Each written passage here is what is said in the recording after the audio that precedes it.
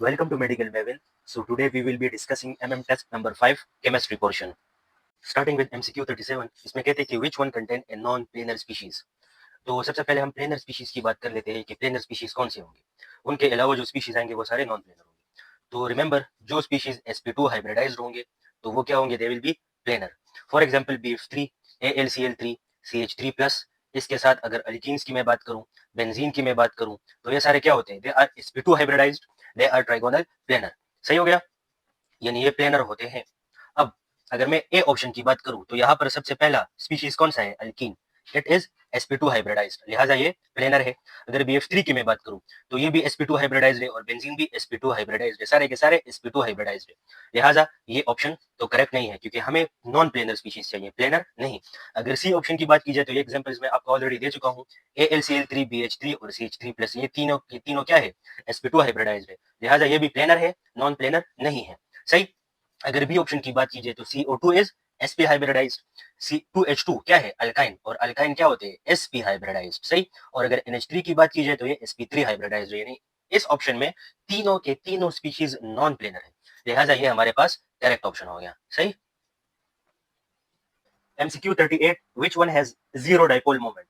Zero dipole moment का मतलब ये है कि मॉलिक्यूल क्या होगा, that will B non polar. तो हमें इन चारों ऑप्शंस में नॉन पोलर मॉलिक्यूल को फाइंड करना है.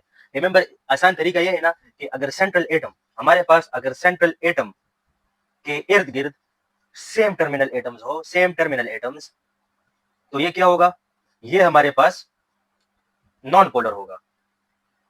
और अगर सेंट्रल एटम के इर्द गिर्द डिफरेंट टर्मिनल एटम्स आ जाए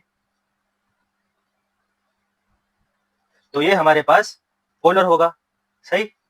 यानी इसका जो डाइपोल मोमेंट होगा, डाइपोल मोमेंट वो जीरो नहीं होगा, और इस नॉन पोलर का डाइपोल मोमेंट जो है वो जीरो होगा, तभी तो ये नॉन पोलर है. तो अगर ऑप्शंस को देखा जाए, पहला ऑप्शन तो ये है CH2, C2H2, Cl2, यानी यहाँ पर दो H2 है और दो Cl2 है, और इनके अगर इलेक्ट्रोनेगेटिविटीज की बात की जाए तो वो डिफरेंट है, लिहाजा ये हमारे पास पोलर मॉलिक्यूल है, तो ये तो करेक्ट ऑप्शन नहीं है. अगर CF2, Cl2 की बात की जाए तो सेम, फ्लोरीन की इलेक्ट्रोनेगेटिविटी डिफरेंट, Cl2 की डिफरेंट, तो यहाँ पर भी डाइपोल मोमेंट होगा, ये भी जो है तो पोलर मॉलिक्यूल है. सही. तो ये भी करेक्ट ऑप्शन नहीं है. और अगर C2H5Cl की बात की जाए तो यहाँ पर भी एक टर्मिनल एटम जो है तो वो डिफरेंट आया है, लिहाजा इसका भी डाइपोल मोमेंट नॉन जीरो होगा. और अगर मैं C2Cl4 की बात करूं मैं, तो यहाँ पर जो है तो टर्मिनल एटम सारे के सारे सेम है, लिहाजा इसका जो डाइपोल मोमेंट होगा वो जीरो होगा, ये नॉन पोलर होगा. तो हमारे पास करेक्ट ऑप्शन यहाँ पर जो आता है that is B option, C2Cl4.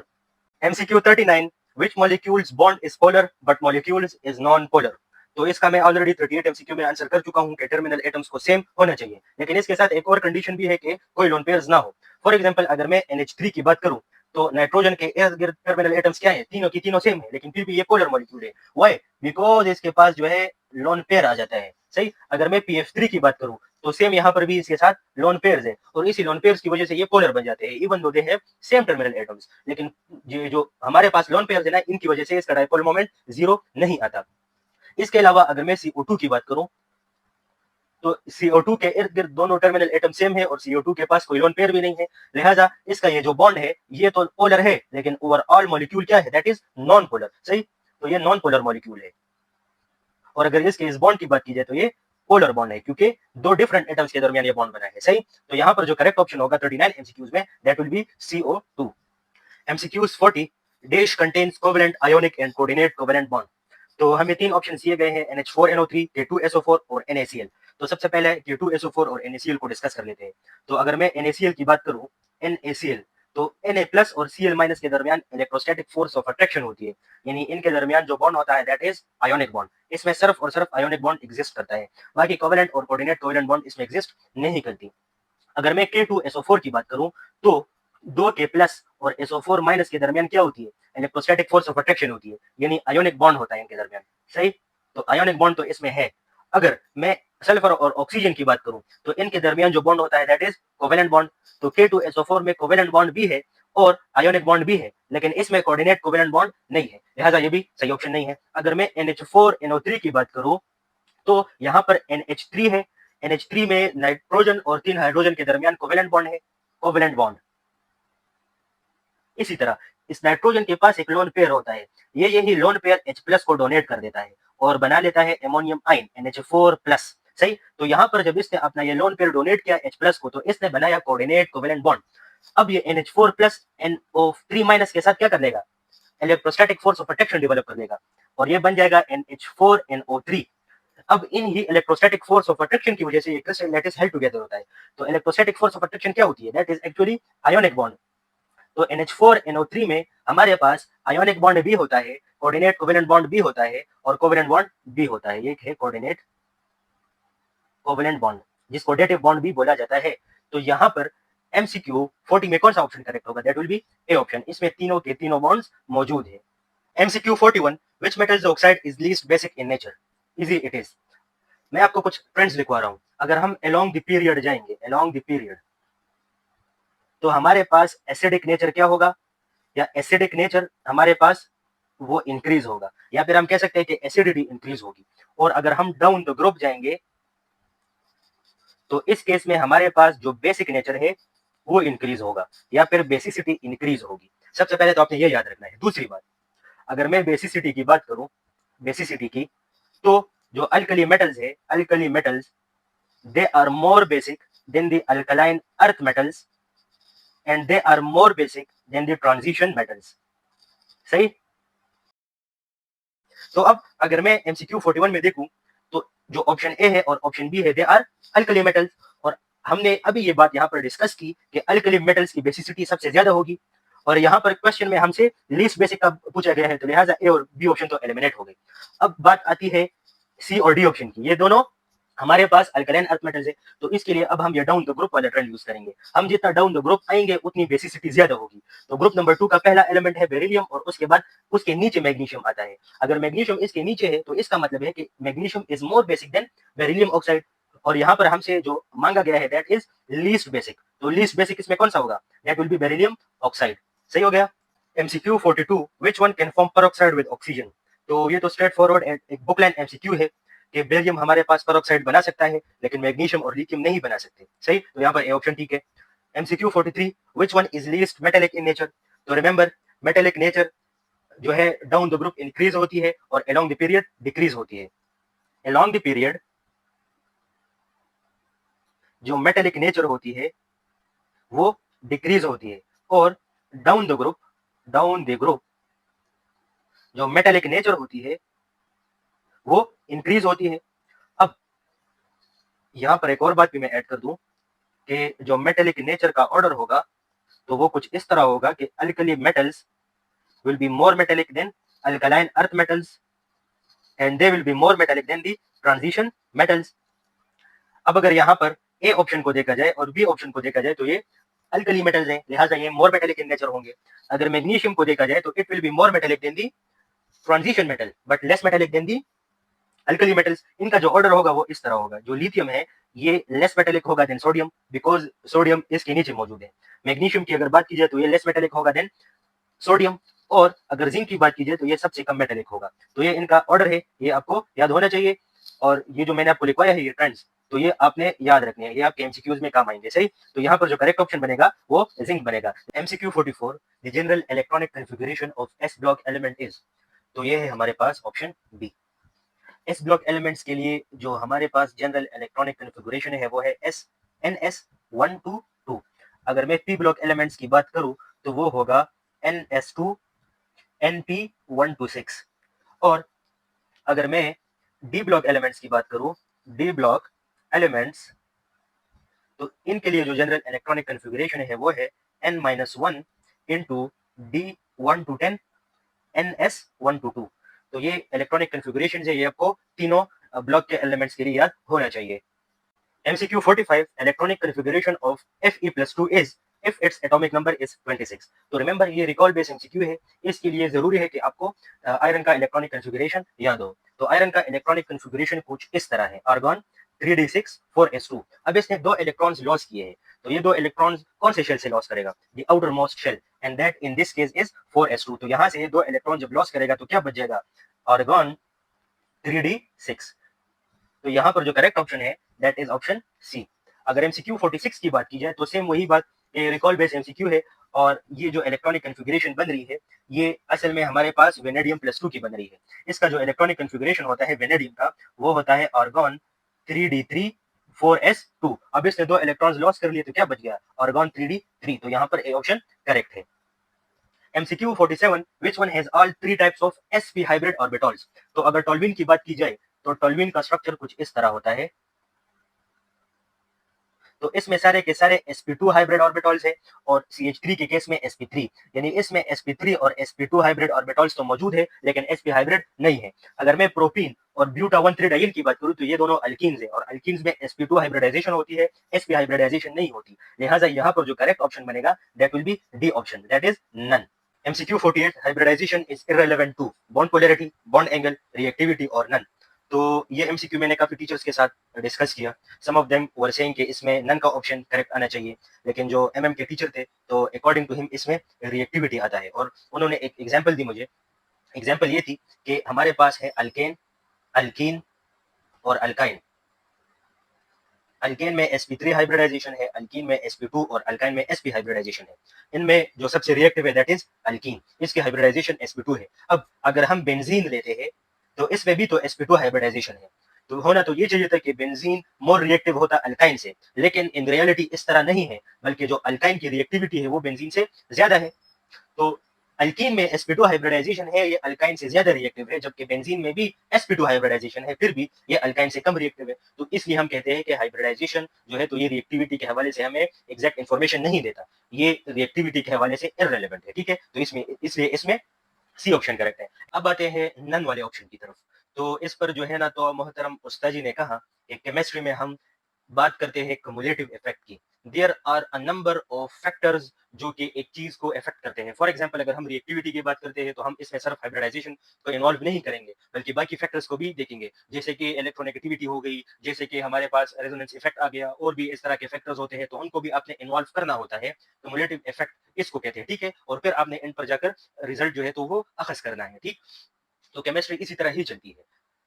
अब ये जो सर ने इधर ये बात की है बेंजीन और अल्कीन की, तो ये असल में उन्होंने कम्युलेटिव इफेक्ट के हवाले से बात की है। ठीक है, अगर हम सिर्फ कंपैरिजन करें, यानी हमने बाकी सारे फैक्टर्स को इग्नोर कर दिया और सिर्फ हाइब्रिडाइजेशन की बात करें, तो फिर इस केस में hybridization will be relevant to reactivity.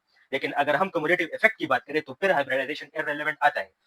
Benzene में भी sp2 हाइब्रिडाइजेशन है और अल्कीन में भी sp2 हाइब्रिडाइजेशन है, फिर क्यों एक ज्यादा रिएक्टिव अल्काइन है और दूसरा लेस रिएक्टिव है? तो द आंसर इज कि बेंजीन में हमारे पास रेजोनेंस फिनोमेना है, जबकि अल्कीन में कोई रेजोनेंस फिनोमेना नहीं है। इस वजह से अल्कीन मोर रिएक्टिव है अल्काइन से और बेंजीन लेस रिएक्टिव है अल्काइन से। ठीक है, तो ये बात भी जो है तो इट मेक सेंस और उनकी बात मुझे और भी ज्यादा अच्छी लगी, सेटिस्फाइंग लगी कि इस तरह ही होना चाहिए। अगर एक टीचर MCQ बना रहा है तो उसको पहले बैकग्राउंड को क्लियर कर देना चाहिए कि इस तरह बात है और अब आप बताएं कि फलाना रिजल्ट क्या होगा हमारे पास। ठीक है, तो हाइब्रिडाइजेशन अगर हम कंपैरिजन की बात करें, सिर्फ हम कंपैरिजन कर रहे हैं तो फिर it is relevant to the activity. लेकिन अगर हम क्युमुलेटिव इफेक्ट की बात कर रहे हैं, तमाम फैक्टर्स को इन्वॉल्व कर रहे हैं, then yes it is irrelevant to reactivity. ठीक है, एंड वन मोर थिंग के MDCAT में कभी भी इस तरह का कंट्रोवर्शियल MCQ नहीं आता जिसमें कंट्रोवर्सी हो। ठीक है, और अगर इस पर MCQ आएगा तो वो कंपैरिजन के बेस पे आएगा, बाकी तमाम फैक्टर्स को नेग्लेक्ट करके फिर आपने जो है तो इसका आंसर करना है। ठीक है, एक जनरल बात कर रहे हैं आप तो जाहिर सी बात है फिर आप बाकी फैक्टर्स को साइड पे करोगे और सिर्फ सोलली हाइब्रिडाइजेशन पर फोकस करोगे। ठीक है, MCQ 49, which pair has isoelectronic species? तो रिमेंबर, isoelectronic species वो होते हैं जिनके नंबर ऑफ इलेक्ट्रॉन्स सेम हो, तो उनको हम isoelectronic species कहते हैं। आपको यहाँ पर कुछ ऑप्शंस दिए हैं जैसे कि K+1 और Sc+3। तो अगर हम देखें पीरियोडिक टेबल में तो पोटेशियम यहाँ पर लाई कर रहा है विद एटॉमिक नंबर 19 और स्कैंडियम यहाँ पर लाई कर रहा है विद एटॉमिक नंबर 21। अब अगर हम पोटेशियम से एक इलेक्ट्रॉन निकाल दें तो इसका जो इलेक्ट्रॉनिक कन्फिगरेशन बनेगा वो बिल्कुल आर्गन की तरह हो जाएगा, और अगर हम स्कैंडियम से 3 इलेक्ट्रॉन्स निकालते हैं तो इसका भी इलेक्ट्रॉनिक कन्फिगरेशन बिल्कुल आर्गन की तरह हो जाएगा। तो K+1 और Sc+3 दोनों का जो इलेक्ट्रॉनिक कन्फिगरेशन है वो आर्गन की तरह है, यानी सेम इलेक्ट्रॉनिक कन्फिगरेशन है, इसलिए ये आइसो इलेक्ट्रॉनिक स्पीशीज है। तो एक ऑप्शन तो कंफर्म हो गया कि they are isoelectronic species. अब अगर हम Fe+3 और Mn+2 की बात करें तो Fe यहाँ पर लाई कर रहा है विद एटॉमिक नंबर 26 और Mn का एटॉमिक नंबर है 25। अब अगर हम Mn से 2 इलेक्ट्रॉन्स निकालेंगे, अगर हम Fe से 3 इलेक्ट्रॉन्स निकालेंगे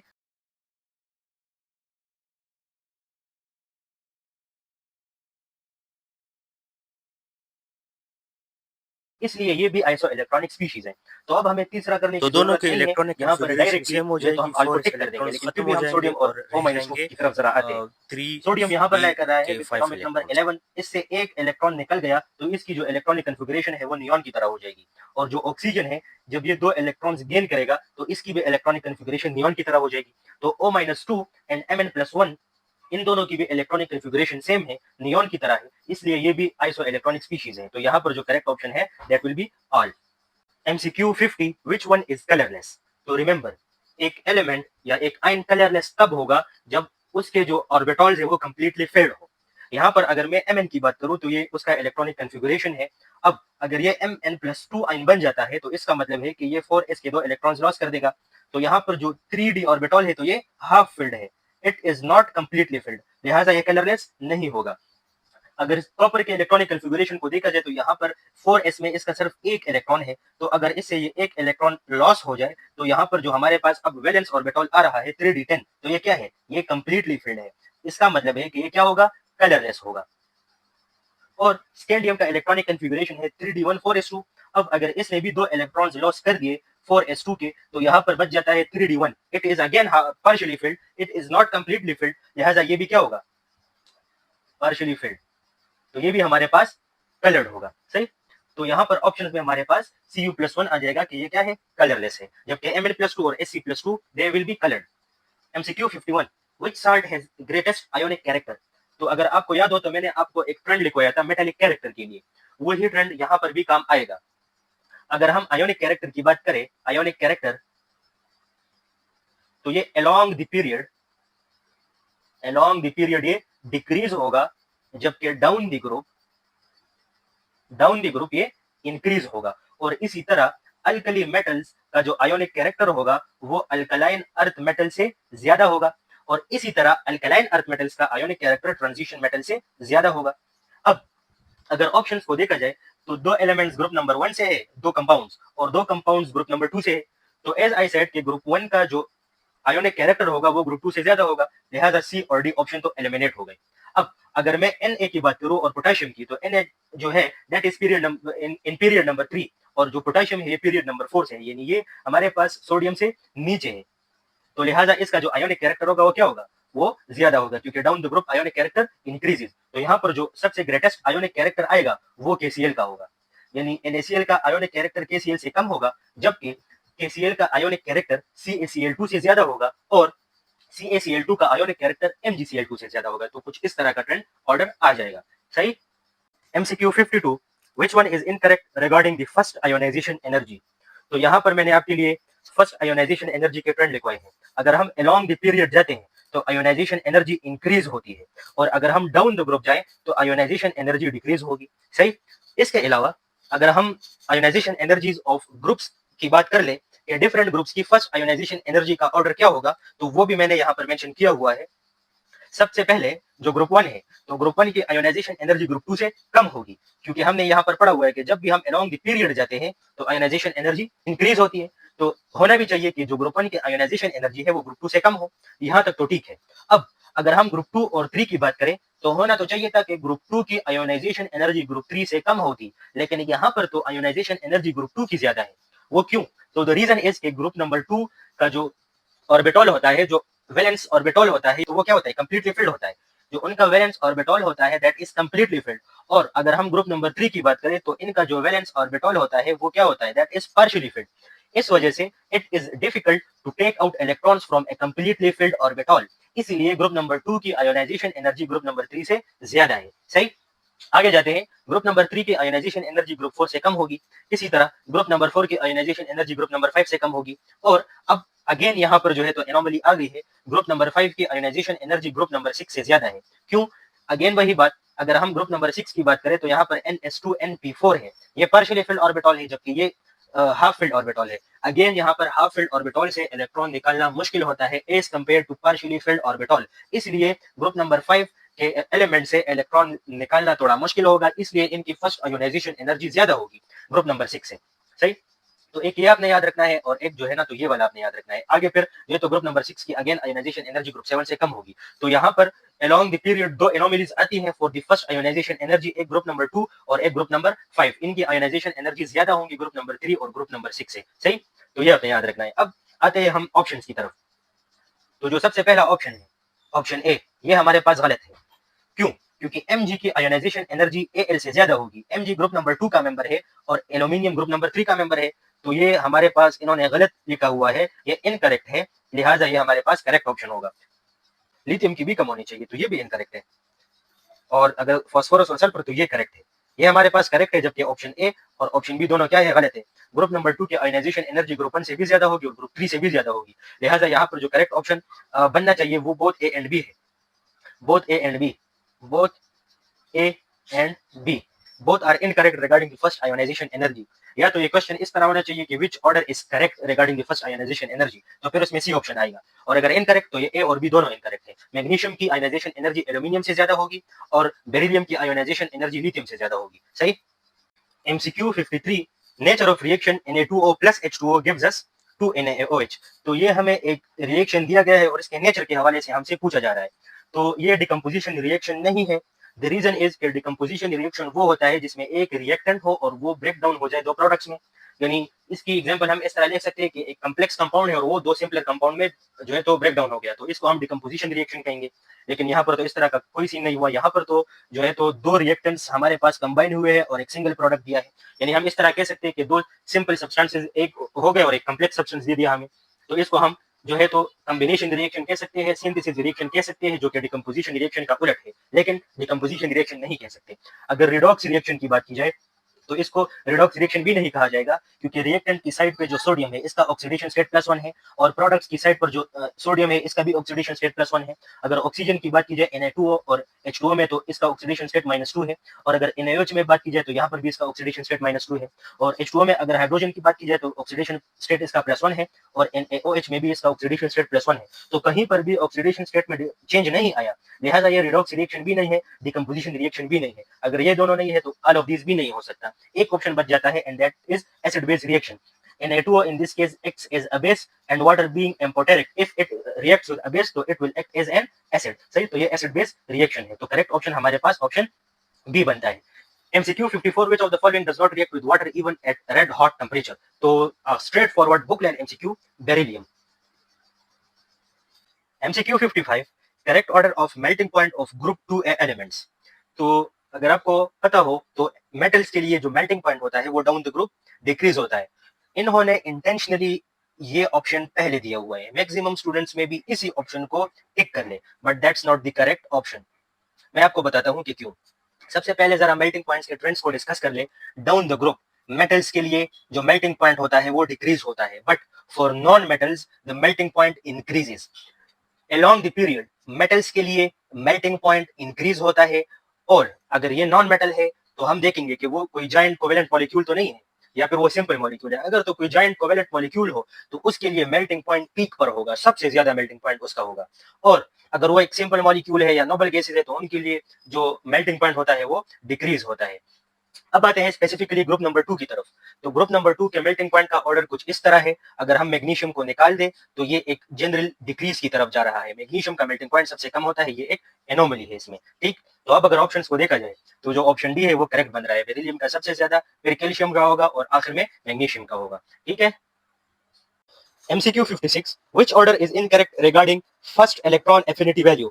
तो याद रखिए जो इलेक्ट्रॉन एफिनिटी होती है वो डाउन द ग्रुप डिक्रीज होती है और along the period वो इंक्रीज होती है। और ये मैंने एक ट्रेंड लिखवाया हुआ है कि जो ग्रुप 1 की इलेक्ट्रॉन एफिनिटी होती है वो ग्रुप 2 के इलेक्ट्रॉन एफिनिटी से ज्यादा होती है। अब अगर देखा जाए तो इलेक्ट्रॉन एफिनिटी तो along the period इंक्रीज हो रही है, तो चाहिए तो यह था कि ग्रुप 2 की इलेक्ट्रॉन एफिनिटी वैल्यू ज्यादा होती ग्रुप 1 से, लेकिन ग्रुप 2 की कम है। यहाँ पर एक एनोमली है और ये एनोमली इस वजह से है क्योंकि यहाँ पर ग्रुप 2 में कंप्लीटली फिल्ड ऑर्बिटल है, तो ये इलेक्ट्रॉन को इजीली घुसने नहीं देगा कि वो एड अप हो जाए इसमें।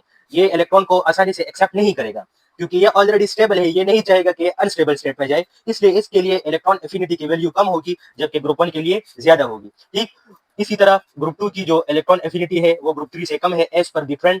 ग्रुप 4 की ग्रुप 3 की ग्रुप 4 से कम है एज पर द ट्रेंड। लेकिन यहाँ पर फिर एक और एनोमली आ जाती है, ग्रुप 4 की इलेक्ट्रॉन एफिनिटी कम होनी चाहिए थी ग्रुप 5 से, लेकिन यहाँ पर ग्रुप 5 की ग्रुप नंबर 4 से कम है because of the half filled orbitals. Half filled orbitals are more stable than the partially filled orbitals, इसलिए ग्रुप नंबर 5 के लिए इलेक्ट्रॉन एफिनिटी की वैल्यू कम है ग्रुप नंबर 4 से। As per the trend group number 5 की इलेक्ट्रॉन एफिनिटी की value group number 6 से कम और ग्रुप नंबर 6 की ग्रुप नंबर 7 से कम। लेकिन यहाँ पर ये दो एनोमलीज है, तो ये आपको याद होने चाहिए, ये ट्रेंड को यहाँ पर फॉलो नहीं कर रहे। ठीक, तो अगर ए ऑप्शन को देखा जाए तो ये ट्रेंड को फॉलो नहीं कर रहा, ग्रुप 1 की electron affinity value group number 2 से ज्यादा होगी। अगर बी ऑप्शन को देखा जाए तो अगेन यहाँ पर ट्रेंड फॉलो नहीं हो रहा, ग्रुप नंबर 4 की electron affinity value group number 5 से ज्यादा होगी। और अगर ऑप्शन सी को देखा जाए तो ये करेक्ट है, सही, यानी यहाँ पर सही ट्रेंड फॉलो हो रहा है। लेकिन क्वेश्चन में हमसे इनकरेक्ट का पूछा गया है, तो incorrect both A and B है, लिहाजा यहाँ पर जो करेक्ट ऑप्शन है that will be option D. MCQ 57 list the ionization energy of a metal। तो ए ऑप्शन है more will be the electron affinity value, no. MCQ 57 list the ionization energy of metal। तो remember, अगर ionization energy कम है इसका मतलब है कि हम डाउन द ग्रुप आए हैं। तो अगर हम डाउन द ग्रुप आएंगे तो मेटेलिक साइज इंक्रीज होगा, डिक्रीज नहीं होगा। आयोनिक कैरेक्टर इंक्रीज होगा, मेटेलिक कैरेक्टर इंक्रीज होगा, इलेक्ट्रॉन एफिनिटी की वैल्यू भी डाउन द ग्रुप डिक्रीज होती है। लिहाजा इसमें ना ए ऑप्शन करेक्ट है, ना सी ऑप्शन करेक्ट है और ना बी ऑप्शन करेक्ट है, बल्कि the correct option is D. ये मैंने आपको मेल्टिंग पॉइंट के ट्रेंड में दिखाया था कि मेटल्स के लिए जब हम डाउन द ग्रुप आते हैं तो मेल्टिंग पॉइंट की वैल्यू डिक्रीज होती है। लिहाजा यहाँ पर जो करेक्ट ऑप्शन है that is option D. MCQ 58 which one has an orbital with paired electrons in d orbitals। तो हमें Fe+3 Mn+2 और Cr+2 दिए हैं। आइए इनकी पहले इलेक्ट्रॉनिक कन्फिगरेशन जरा मालूम कर ले। तो इनकी जो वैलेंशियल इलेक्ट्रॉनिक कन्फिगरेशन है वो कुछ इस तरह है। यहाँ पर इन्होंने क्रोमियम+2 दिया हुआ है। अगर यहाँ पर हम क्रोमियम+2 डाल दें तो एक तो 4s1 वाला इलेक्ट्रॉन चला जाएगा और एक 3d वाला इलेक्ट्रॉन चला जाएगा, ये बन जाएगा 3d4। अब ये जो चार इलेक्ट्रॉन है ये चारों के चारों अनपेयर्ड है, लिहाजा ये ऑप्शन तो गया, इसमें तो पेयर्ड इलेक्ट्रॉन्स नहीं है। अगर Mn+2 की बात की जाए तो अगर इससे दो इलेक्ट्रॉन्स चले गए, Mn+2 बन गया, तो इससे 4s2 के इलेक्ट्रॉन्स खत्म हो जाएंगे। अब अगेन यहाँ पर 3d5 है, ये पांचों के पांचों अनपेयर्ड है। और अगर Fe+3 की बात की जाए तो ये भी बिल्कुल सेम टू सेम है, ये भी 3d5 बन जाएगा, इसमें भी कोई पेयर्ड इलेक्ट्रॉन नहीं है। लिहाजा ये ऑप्शन भी इनकरेक्ट है और ए ऑप्शन भी। यहाँ पर जो करेक्ट ऑप्शन है दैट इज डी ऑप्शन। ठीक है। MCQ 59 the alkali metal having lowest oxidation potential is. तो रिमेंबर यहाँ पर हमसे लोवेस्ट ऑक्सीडेशन पोटेंशियल का पूछा गया है। ठीक है, डाउन द ग्रुप जब हम आते हैं तो आयोनाइजेशन एनर्जी डिक्रीज होती है। इसके नतीजे में क्या होता है कि जो ऑक्सीडेशन होती है वो इजीली हो सकती है, एक मेटल इलेक्ट्रॉन इजीली लॉस कर सकता है।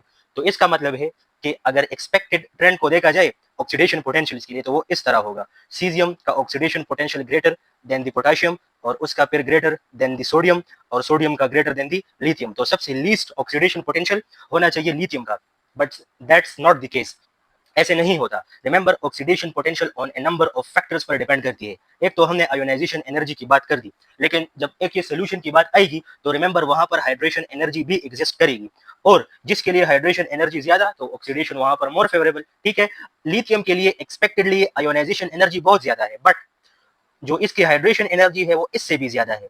इस वजह से it makes its oxidation favourable, इसलिए इसका जो ऑक्सीडेशन पोटेंशियल की इसकी जो वैल्यू होगी ना वो सबसे ज्यादा होगी। तो ट्रेंड कुछ इस तरह होगा। तो सबसे कम ऑक्सीडेशन पोटेंशियल की वैल्यू सोडियम की होगी, और अगर इलेक्ट्रोकेमिकल सीरीज में देख लो आप तो वहां पर सोडियम, पोटेशियम और लिथियम की जो रिडक्शन पोटेंशियल की वैल्यू है वो गिवन है।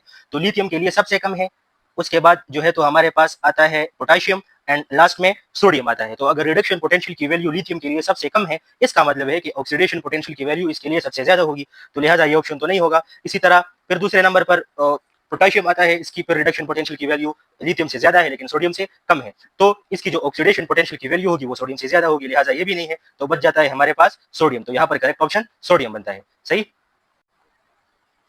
MCQ 60 for an alkali metal cation the charge density dash with increase in ionic size। तो रिमेंबर, चार्ज डेंसिटी डिक्रीज होगी with an increase in ionic size. जब भी साइज इंक्रीज होगा तो चार्ज डेंसिटी डिक्रीज होगी, सही। तो यहाँ पर करेक्ट ऑप्शन है B. MCQ 61 S block metals combine with oxygen to form oxides। तो oxide with least basic character is. तो अगर आपको याद हो तो मैंने आपको एक ट्रेंड लिखवाया था कि down the group basic nature क्या होगा, वो इंक्रीज होगा। ठीक है, तो अगर इन तमाम को देखा जाए तो सबसे नीचे कौन सा वाला है, यहाँ पर ग्रुप ए और ग्रुप बी दोनों दिए हैं। तो हमारे पास जो बेसिसिटी होगी वो अल्कली मेटल्स की सबसे ज्यादा होगी, लिहाजा MgO और BaO तो चले गए। अब Na2 रह गया और K2O रह गया, तो down the group basicity increases, और इन्होंने लीस्ट बेसिक कब पूछा है तो ये हमारे पास Na2O हो जाएगा, ठीक है। फिर MCQ 62, select the correct statement regarding the reaction of alkali metals with water. तो it is a straightforward book line MCQ। एक तो ये है ना कि इनकी reactivity down the group increase होती है, तो ये तो करेक्ट है। वाटर और अल्कली मेटल्स का रिएक्शन ये क्या होता है, एक्सोथर्मिक होता है, तो ये भी ठीक है, और ये एक रिडॉक्स रिएक्शन भी होता है, लिहाजा ये ऑप्शन भी ठीक है। तो सारे के सारे ठीक है, तो ऑल ऑफ दीज इसमें करेक्ट हो गया। अगर किसी को रिडॉक्स रिएक्शन की समझ नहीं आई हो तो मैं आपको करवा देता हूँ। फॉर एग्जाम्पल, मैंने ले लिया है लिथियम। जब लिथियम ऑक्सीजन के साथ रिएक्ट करेगा तो यह हमें देगा Li2O, ठीक है। अब यहाँ पर ये जो लिथियम है इसका ऑक्सीडेशन स्टेट 0 है, इसी तरह O2 का भी ऑक्सीडेशन स्टेट 0 है, लेकिन जब प्रोडक्ट बना है तो लिथियम +1 ऑक्सीडेशन स्टेट में चला गया है और जो ऑक्सीजन है वो -2 ऑक्सीडेशन स्टेट में चला गया है, तो यहाँ पर चेंज इन ऑक्सीडेशन स्टेट आई है, लिहाजा ये रिडॉक्स रिएक्शन है, ठीक है। MCQ 63, select the most electropositive metal. तो इलेक्ट्रोपॉजिटिव को देखकर शायद स्टूडेंट्स ये समझे कि जिस पर ज्यादा चार्ज होगा तो वो ज्यादा इलेक्ट्रोपॉजिटिव होगा, तो ऐसी बात नहीं है। इलेक्ट्रोपॉजिटिविटी का मतलब ये है कि the tendency to give electrons easily. तो अगर केटाइन की बात की जाए तो एक केटाइन इजीली इलेक्ट्रॉन्स तब देगा जब उस पर चार्ज कम होगा, जब उसका साइज ज्यादा होगा। जितना चार्ज बढ़ेगा उतना ही जो न्यूक्लियर इफेक्ट होगा वो उस पर ज्यादा होगा, वो अपने इलेक्ट्रॉन्स को उतना ही टाइटली हेल्ड करेगा, ठीक है। तो फिर वो आसानी से इलेक्ट्रॉन्स नहीं दे पाएगा। तो यहाँ पर अगर ऑप्शंस में देखा जाए तो सोडियम पर एक चार्ज है +1 चार्ज, इसका मतलब है कि ये इन तीनों में Al+3 Mg+2 और Na+1 में ये इजीली इलेक्ट्रॉन्स देगा, लिहाजा ये सबसे ज्यादा इलेक्ट्रोपॉजिटिव है, ठीक है। फिर आता है MCQ 64, identify the element with highest metallic character among the given options. अगर आप लोगों को याद हो तो पिछले एक MCQ में मैंने आपको मेटालिक कैरेक्टर का ट्रेंड लिखवाया था कि down the group metallic character increase होता है और अलोंग द पीरियड डिक्रीज होता है, और इसी तरह अल्कली मेटल्स का मेटालिक कैरेक्टर ज्यादा होगा अल्कलाइन अर्थ मेटल से और उनका मेटालिक कैरेक्टर ज्यादा होगा ट्रांजिशन मेटल से।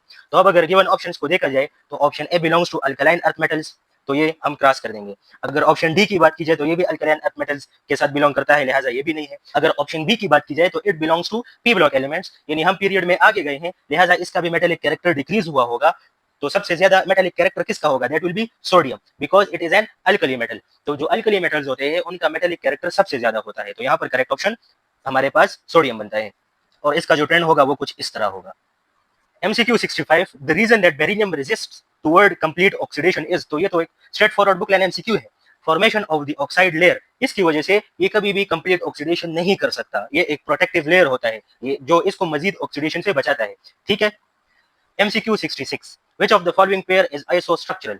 तो रिमेंबर आइसोस्ट्रक्चरल के लिए दो कंडीशंस है, एक तो ये है कि इसकी हाइब्रिडाइजेशन सेम हो, ठीक है, and the second one is कि इनके जो इलेक्ट्रॉन पेयर्स है यानी बॉन्ड प्लस लोन पेयर्स वो भी क्या हो, सेम हो। तो इस केस में दो स्पीशीज आइसोस्ट्रक्चरल होंगे।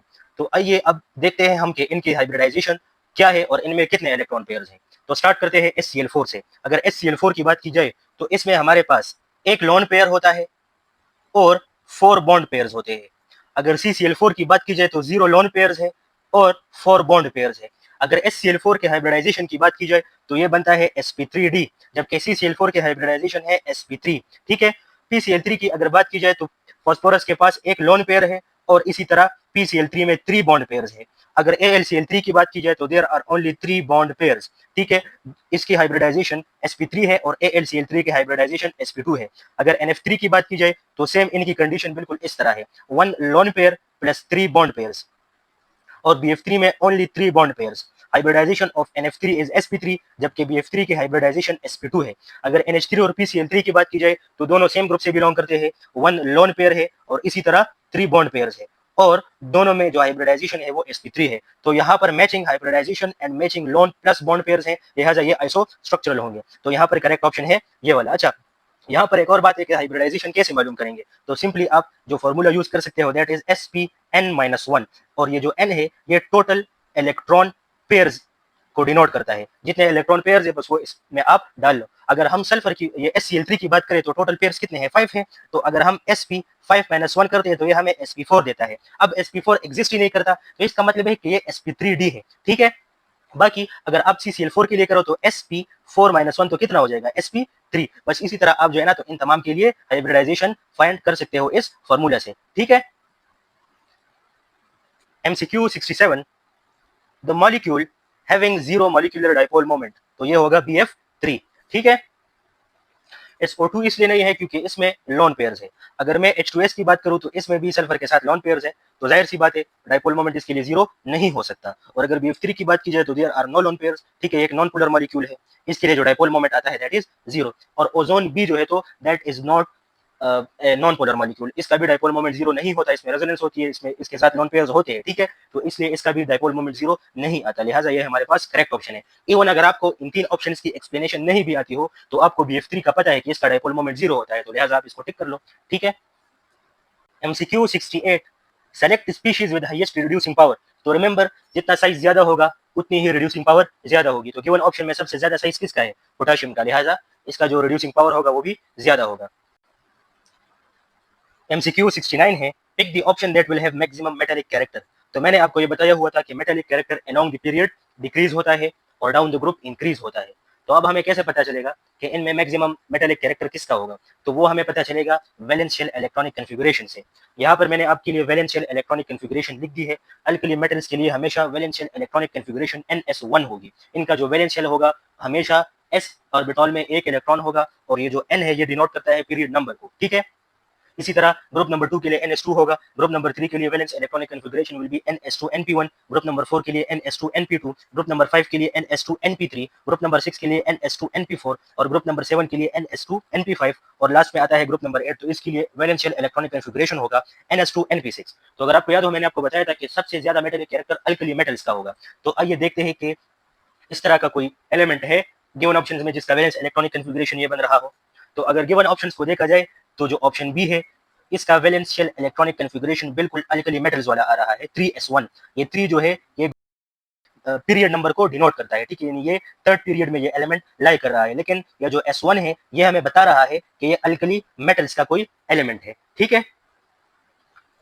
ये हमारे पास है सोडियम, क्योंकि इसका एटॉमिक नंबर अगर हम कैलकुलेट करें तो वो 11 आ रहा है, ठीक, तो यहाँ पर करेक्ट ऑप्शन है B. MCQ 70, select the most ionic chloride among the given options, तो वही बात है, ionic character down the group increase होती है, अलोंग द पीरियड डिक्रीज होती है, और अल्कली मेटल्स का आयोनिक कैरेक्टर सबसे ज्यादा होगा, तो गिवन ऑप्शंस में हम ए और बी को एलिमिनेट कर देंगे because they are not alkali metals. और अगर सी और डी ऑप्शन को देखा जाए तो इसका साइज ज्यादा है, ये मोस्ट आयोनिक होगा, ठीक है, तो इसलिए हमारे पास सी करेक्ट ऑप्शन है। इसकी एक्सप्लेनेशन में पिछले 2-3 MCQs में दे चुका हूँ, इस पर कई MCQs आए हैं, तो आई होप आपको ये कंसेप्ट क्लियर होगा, ठीक है। MCQ 71, ये भी जो है तो ऊपर मैंने हाइब्रिडाइजेशन के लिए आपको फॉर्मूला लिखवा दिया, तो ये आपने उसी पर करना है। ए ऑप्शन तो नहीं हो सकता क्योंकि कार्बन के पास लोन पेयर्स नहीं है, जबकि सल्फर के पास लोन पेयर्स है, तो इसकी हाइब्रिडाइजेशन डिफरेंट आएगी। अगर बी ऑप्शन की बात की जाए तो ये भी हमारे पास इसकी हाइब्रिडाइजेशन सेम नहीं होगी, आप sp(n-1) फार्मूला से कर सकते हो, ये n डिनोट करता है टोटल इलेक्ट्रॉन पेयर्स, इसमें बॉन्ड और लोन पेयर्स दोनों आ जाते हैं, ठीक है। अगर सी ऑप्शन की बात की जाए तो यहाँ पर हमारे पास जो CH3- है इसमें टोटल इलेक्ट्रॉन पेयर्स कितने हैं, वो 4 है। 3 जो है हमारे पास आ गए हाइड्रोजन और कार्बन के दरमियान बॉन्ड, और एक इलेक्ट्रॉन पेयर हमारे पास नेगेटिव साइन से आ जाता है, ठीक है, क्योंकि ये एक आइन है, इसने इलेक्ट्रॉन एक्सेप्ट किया हुआ है, इस पर इसलिए नेगेटिव चार्ज आया है, तो ये भी हमारे पास इलेक्ट्रॉन पेयर में काउंट होता है। तो इसमें इलेक्ट्रॉन पेयर CH3- में इलेक्ट्रॉन पेयर्स 4 है, और H2O में भी इलेक्ट्रॉन पेयर्स वो 4 है, 2 ऑक्सीजन के पास लोन पेयर्स होते हैं, ठीक है, तो इसका मतलब है कि इसकी हाइब्रिडाइजेशन सेम होगी, सही है। उम्मीद है आपको इसकी समझ आ गई होगी, अगर नहीं आई तो कमेंट सेक्शन में आप पूछ सकते हो। MCQ 72, when lithium burns in air the compound formed is, तो इसमें बहुत A and B आएगा क्योंकि एयर में नाइट्रोजन भी होता है और ऑक्सीजन भी होता है। MCQ 73, which of the following compound is not a base, तो जो ग्रुप 3 के एलिमेंट्स है वो बेस नहीं बनाते, वो वीक लीविस एसिड्स बनाते हैं, और आपको रीजन पता है, ठीक है, ग्रुप नंबर 3 के एलिमेंट्स हमारे पास बनाते हैं acids, weak Lewis acids, due to the deficiency in their orbital, ठीक है, तो they have the tendency to accept electron pair and they will form base, sorry acid. MCQ 74, which element on reaction with oxygen will form an oxide of greater covalent character, तो यहाँ पर आपसे covalent character का पूछा गया है, ठीक है, along the period covalent character increase होता है और down the group covalent character decrease होता है, लिहाजा बेरियम तो कभी भी नहीं हो सकता क्योंकि ये बॉटम मोस्ट में मौजूद है, ठीक है, ग्रुप नंबर 2 के, सही है, लिहाजा ये तो इसका कोवेलेंट कैरेक्टर नहीं बल्कि इसका आयोनिक कैरेक्टर ज्यादा होगा। अगर बेरिलियम, सोडियम और कार्बन की बात की जाए तो पीरियड के राइट साइड पे कौन मौजूद है, दैट इज कार्बन, तो इसका कोवेलेंट कैरेक्टर सबसे ज्यादा होगा, ठीक, तो यहाँ पर करेक्ट ऑप्शन ए है। MCQ 75, identify the product in the given reaction, Mg solid form में है और H2O गैसियस फॉर्म में है, यानी ये स्ट्रीम है, तो स्ट्रीम के साथ Mg कौन सा प्रोडक्ट बनाएगा, MgO, ठीक है।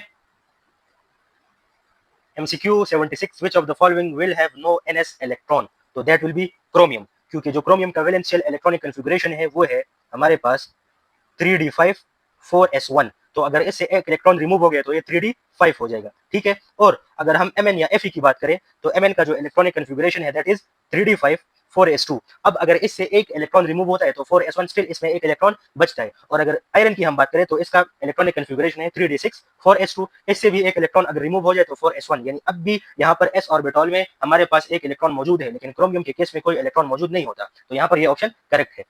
MCQ 77 Cr is a 3d series transition element, the electronic configuration of Cr plus 3 is, तो अभी मैंने आपको पिछले MCQ में लिखवाया Cr plus का 3d5 होगा, Cr plus 2 का 3d4 होगा और Cr plus 3 का 3d3 होगा, ठीक है। तो यहाँ पर गिवन ऑप्शन में देख ले तो C option is correct. MCQ 78 the molecule having highest dipole moment is, तो ये होगा हमारे पास ऑप्शन बी NH3। एक तरफ है हमारे पास NH3 और दूसरी तरफ है हमारे पास NF3। अगर हम डाइपोल के डायरेक्शन की बात करें तो it is represented by an arrow, और वो एरो पॉइंट करता है पार्शियली नेगेटिव चार्ज इन की तरफ, ठीक है, यानी जो ज्यादा इलेक्ट्रोनेगेटिव एटम होता है उसी की तरफ वो पॉइंट आउट करता है। और फिर जब हम नेट डाइपोल फाइंड करते हैं तो वेक्टर सम से हम फाइंड करते हैं तमाम इंडिविजुअल बॉन्ड मोमेंट्स का वेक्टर सम लेते हैं, ठीक है। अब अगर NH3 की बात की जाए तो इसका डाइपोल मोमेंट इस तरफ पॉइंट करेगा नाइट्रोजन की तरफ, और इसका जो लोन पेयर है उसका डाइपोल मोमेंट भी away from the base point करेगा। तो अब अगर यहाँ पर देखा जाए तो तमाम के तमाम एक ही डायरेक्शन में पॉइंट आउट कर रहे हैं, they are reinforcing each other, तो इसका जो डाइपोल मोमेंट होगा वो सम होगा। अगर NF3 की बात की जाए तो मोस्ट इलेक्ट्रोनेगेटिव फ्लोरीन है, तो जाहिर सी बात है डाइपोल मोमेंट जो है वो इसकी तरफ फ्लोरीन की तरफ पॉइंट आउट करेगा, जबकि नाइट्रोजन का lone pair still away from the base point out करेगा। तो यहाँ पर अगर देखा जाए तो इनके डायरेक्शंस डिफरेंट है, लिहाजा ये एक दूसरे को अपोज कर रहे हैं, ठीक है। तो जो NF3 का डाइपोल मोमेंट आएगा, नेट डाइपोल मोमेंट, वो NH3 से कम होगा, ठीक है। तो लिहाजा यहाँ पर बी ऑप्शन करेक्ट है। और BF3 और CO2 की अगर बात की जाए तो इनका डाइपोल मोमेंट 0 है, तो इन दोनों का डाइपोल मोमेंट बराबर, NH3 का ज्यादा इन दोनों से। और MCQ 79 BF3 has 3 identical BF bonds, each polar due to the difference in electronegativity. However, the molecule exhibit no net dipole moment. What can be inferred about the geometry of the molecule? तो बस trigonal planar ही है इसकी geometry, इसमें और क्या है। MCQ 80 select the option in which the electronic geometry is tetrahedral, तो इसमें all of these आएगा। रिमेंबर, जब भी हम इलेक्ट्रॉनिक जियोमेट्री की बात करते हैं, इलेक्ट्रॉनिक जियोमेट्री, तो उसमें जितने भी यानी अगर बॉन्ड पेयर्स है और लॉन पेयर्स है, इन दोनों को एज सेम ट्रीट किया जाएगा, ठीक है। ये डिफरेंस इलेक्ट्रॉनिक ज्योमेट्री में खत्म हो जाती है कि ये बॉन्ड पेयर है या ये लॉन पेयर है, वी सिंपली से इलेक्ट्रॉन पेयर्स। तो वाटर, मीथेन और एमोनिया तीनों में इलेक्ट्रॉन पेयर्स कितने हैं? 4 है, लिहाजा इनकी इलेक्ट्रॉनिक ज्योमेट्री टेट्राहेड्रल होगी, ठीक है। फिर इनमें ये जो डिविएशन आती है, इनकी ज्योमेट्री चेंज आती है, तो वो फिर बॉन्ड पेयर और लॉन पेयर की वजह से आती है, ठीक है। अगर यहाँ पर मॉलिक्यूलर ज्योमेट्री होता तो फिर टेट्राहेड्रल सिर्फ मीथेन होता, क्योंकि मॉलिक्यूलर ज्योमेट्री में हम इलेक्ट्रॉन पेयर्स को डिफरेंटली ट्रीट करते हैं। अगर बॉन्ड पेयर है तो बॉन्ड पेयर, और अगर लॉन पेयर है तो लॉन पेयर ही कंसिडर करेंगे, लेकिन इलेक्ट्रॉनिक ज्योमेट्री में सबको एक जैसे ट्रीट किया जाता है, सही। तो यहाँ पर जो करेक्ट ऑप्शन है that is D. MCQ 81 which of the following molecule has triangular planar shape, तो ये है BH3, ठीक है। अगर PCl3 की मैं बात करूं और PH3 की बात करूं तो इनकी जो मॉलिक्यूलर ज्योमेट्री होगी तो वो होगी ट्राइगोनल पिरामिडल, क्योंकि इनके पास एक लोन पेयर भी है, सही हो गया। तो यहाँ पर टेस्ट नंबर 5 का केमिस्ट्री पोर्शन एंड हो जाता है। If you still have any confusion in any question तो you can ask in the comment section, इंशाल्लाह मैं आपका वो डाउट क्लियर कर दूंगा, ठीक है। मिलेंगे फिर इंशाल्लाह अगली वीडियो में। और सबसे जरूरी बात की है, don't forget to like share and subscribe. जो भी आपके कोलीग्स हैं, फ्रेंड्स हैं, अगर वो MM का टेस्ट देते हैं तो उनके साथ ये वीडियो लाजमी शेयर करें। This is Fahad signing off, अल्लाह हाफिज।